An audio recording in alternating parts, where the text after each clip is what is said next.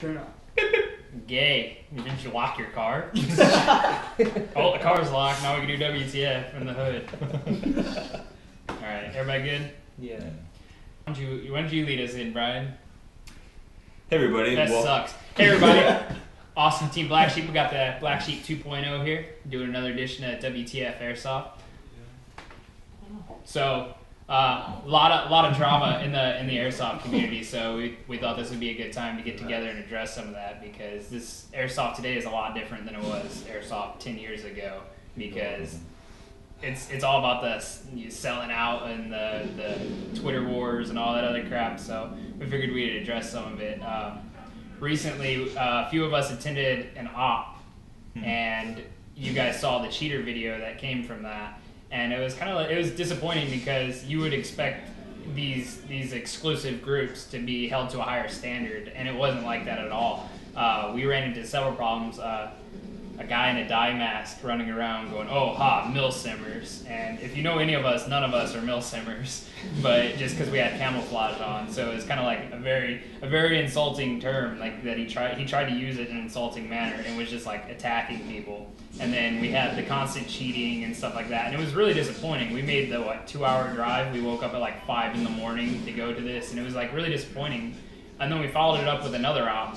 And at this other op, it was just as bad. A lot of drama, people just cheating left and right. These guys they were told not to take personal vehicles onto the field, and they actually drove 3 trucks out there, surrounded their little fob, as they called it. It was their respawn point. And we were kind of like going past it looking for players, and we seen them, and we're like, oh, these guys have to be out, and they started shooting at us from the trucks and yelling at us while they're hiding behind the truck, shooting at us, "You better not hit my truck." So it's like, how does this stuff happen? It was a group that's pretty well known to cause problems in the community. So it's like, I don't know, but I started to notice that there's a lot more table talk videos going around, which is really good. But one thing I noticed is a lot of people are selling out. They're trying to cram brands down people's throats in these videos. And the only way for these videos to work is if they're uncensored. Like, you can't just jump into this and be like, buy my products. There was a video I saw the other day. They covered the table and their products, and then they had it all over the wall. And they were like, "Oh, buy this. Oh, this is the only good gun for beginners. This is your only option." And they only offered the brand that sponsored them as the only option for new players. And it's like, you're just cramming a brand down people's throat. You're not being real. Obviously, we do a lot of work with Echo One. We do videos for Echo One and VOC and stuff, but we don't cram any products down anyone's throat. And also GHK and everything like that. So we're doing multiple things, and we do go out of our way and talk to other brands, other companies, and do everything. We try to expose, like for that recent Airsoft Climb video, going out of my way, like, hey, look at this, look at this, look at this. I've never heard of that Hazmat 4 or Hazard 4 bag company. They have a really nice bag. I've never heard of it. No one else has. And since that event, no one's talked about it. It's just like, these people are selling their products. No one cares. But this brand is the popular one. Yeah. That's it. Everybody talks about it. It's like, come on, it's supposed to be a community. Work together. Yeah, and a lot of the reviews that are coming out now are obviously sold out reviews. They have nothing bad to say about the gun. I could do a review over my favorite gun, and I could pick about 10 things wrong with it. No gun is perfect, but all of these guns are the best gun just because they supply them with BBs and stuff, and that's not what Airsoft needs at all. And I think that's a little ridiculous that people are going through these videos just because they get a few free BBs or something like that. They're like, this is the perfect gun, go out and buy it. Somebody goes out and buy it, and then they experience the 10 problems that are wrong, catches them off guard, and they're like, I don't know. So, that's a lot of the common trends going on right now, and it's kind of like the quality of videos and the quality of information out there is getting tainted by sellouts, like people that are just like, if you don't buy my brand, you suck, basically. So that's a pretty big deal. Well, the one thing I find disturbing is people think airsoft guns are going to be built better than a real firearm. Airsoft gun is made out of pot metal, plastic, some steel, and maybe some aluminum. If you drop it and it's a metal body or plastic body, it's going to break. You drop a real firearm, it shouldn't break. It depends unless you have like a center high point or whatever, I don't know. But regardless, those don't break. The cost alone, like, I'll see people like, I bought this gun for $150, how come it broke? and then you have a person with a system of PTW like, mine's good. You get what you pay for, just like with everything. If you have like a little Honda Civic and you have a Ford pickup truck or something like that, one's gonna last better in a crash. It's just, it seems like there's no more common sense. Do you guys agree? It's like, back in the day, when did you start? Back in, what, 2010? A Tokyo Marui cost how much?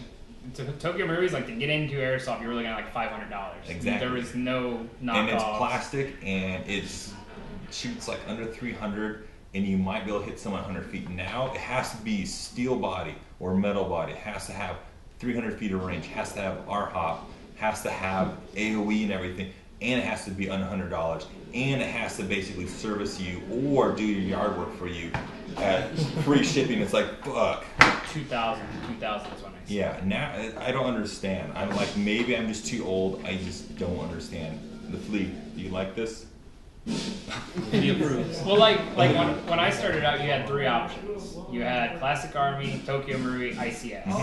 I started out with an ICS, outperformed pretty much everything. My gun was a beast out of the box. That was the first gun with like metal bushings to kick butt. The gun itself was steel. It was an MP5 SD6. Dropped it, held up great, worked great. Eventually I started running into gearbox problems, and then the gun just became a lemon, didn't want to work, but it lasted me like 2 or 3 years. It was a great gun. All the guns, you know, they have their perks, their advantages, their disadvantages. Like my buddy bought a Classic Army M15, had it hanging from his sling. The barrel was maybe like a foot from the ground. The sling broke. The gun hit the ground, and it was like dirt, like soft dirt. It wasn't even hard ground, and the body actually cracked. And it's like, how did this happen? You know, and that's whenever, like you said, you know, these are pop metal, stuff like that. You know, to me, I was like, this is a metal body gun. It shouldn't break. But, you know, I was, that back body pin, that's a weak point. Even VFCs break. Yeah, so it was like that broke, but like I dropped my MP5 off a flight of stairs, and it got a scratch on it, and that was about it, and it still works. So I mean, you know. You look at some of these guns, and it's like people are like selling out to one company gun. If you guys have seen my gun wall, I have like all different types of brands, and since I started, I've owned about every company's guns. I have my preferences, you know.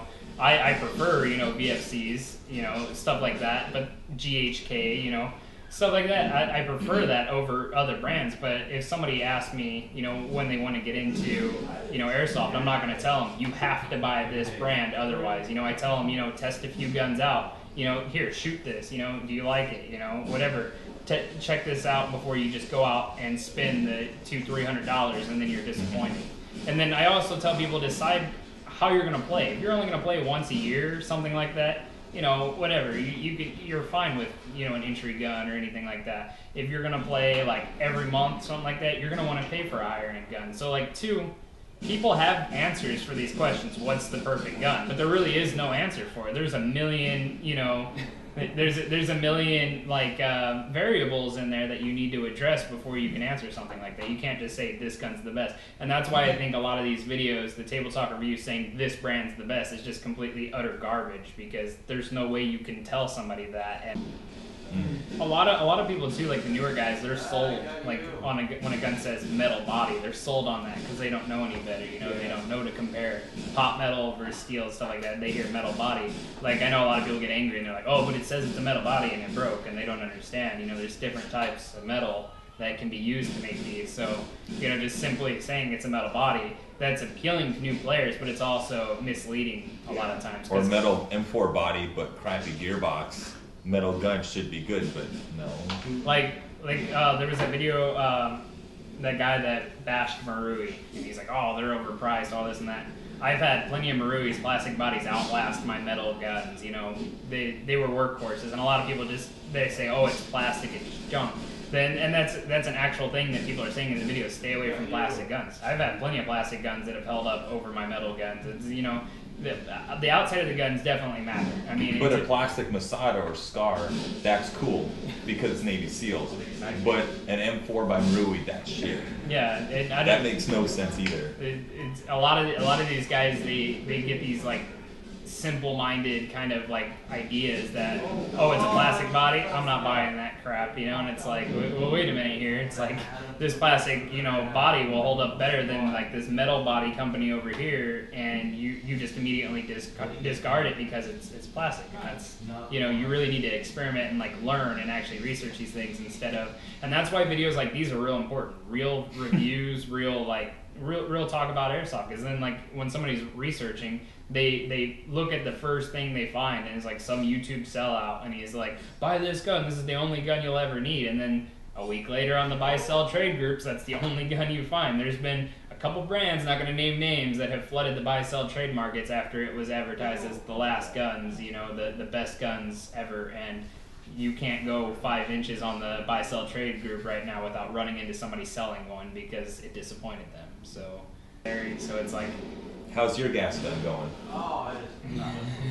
well, like, we'll talk about that. The other thing too is a lot of people like bash these companies, like the RDP. They're like, that's an ugly. Somebody commented on the video and they're like, that's an ugly looking gun. Could you make an uglier looking gun? And they're like, you don't realize that this is based off of something. Like, this isn't just an idea we threw together. You know, somebody threw together and was like, oh, this is awesome. I'm going to just make this gun. And some kid with a crayon like, oh, make this. And you're like, oh, okay, I'll get it done. You know, like a lot of these, yeah, and they're like, oh, this is stupid. This is an ugly looking gun. And then other people are like, oh, this is an awesome looking gun.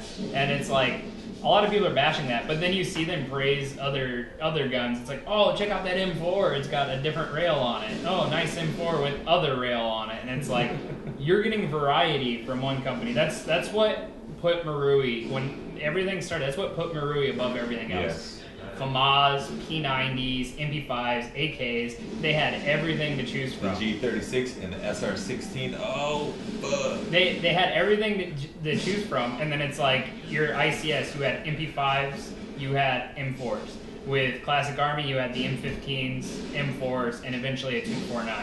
So it's like your options are very, very limited. And eventually Classic Army moved on to AKs and stuff, but it's like you can only have so many M4s before you go, I want something different.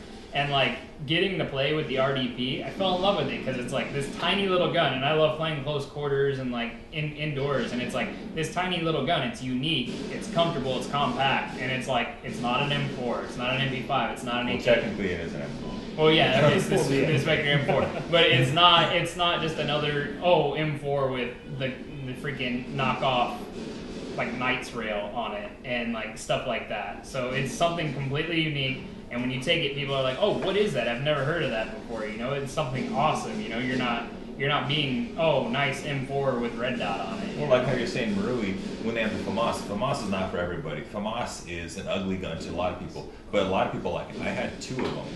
You know, one of the best AEGs I have ever owned. And the Steyr. That, a lot of people are like, I don't like the Steyr, and the trigger, they're like, it's stupid. But I had 3 of those, and it's just, there's a niche gun for everybody. And if everybody had M4s, you know how boring that'd be? But the fact that you can have 13 different AKs from this company, 12 AKs from this company, you have M4s just everywhere, you know, and then you have these weird things like the AR-57, or you have a weird thing like that Belgian gun from G&G, that weird... The FN2000? No, not the FN2000. It's like a green, it's like a new one, folding stock. I forgot its name, but it's really cool, and it's different. But if you like that gun, you might not like an M4 or vice versa. But the fact that there's so many guns on the market, and compared to back in the day, you only had like 30 to choose from, now you have like 1,000. Yeah, you have 2 Sterlings to choose from, a $600 one and a $300 one. That's awesome, the fact you have variety. Yeah. Selection is definitely a great thing.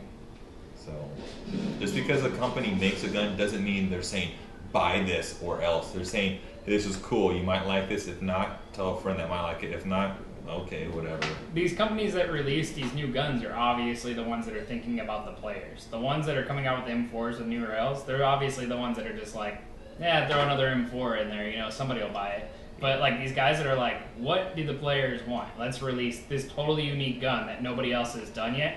Those are the companies that are thinking about the players. And it's like, oh, okay, cool, M4, okay, cool, AK. And it's like, AK that's brown, AK that's pink. And it's like, You can only do so many things to an AK and an M4 before it's like, okay, show me something new. Well, look at the APS UAR.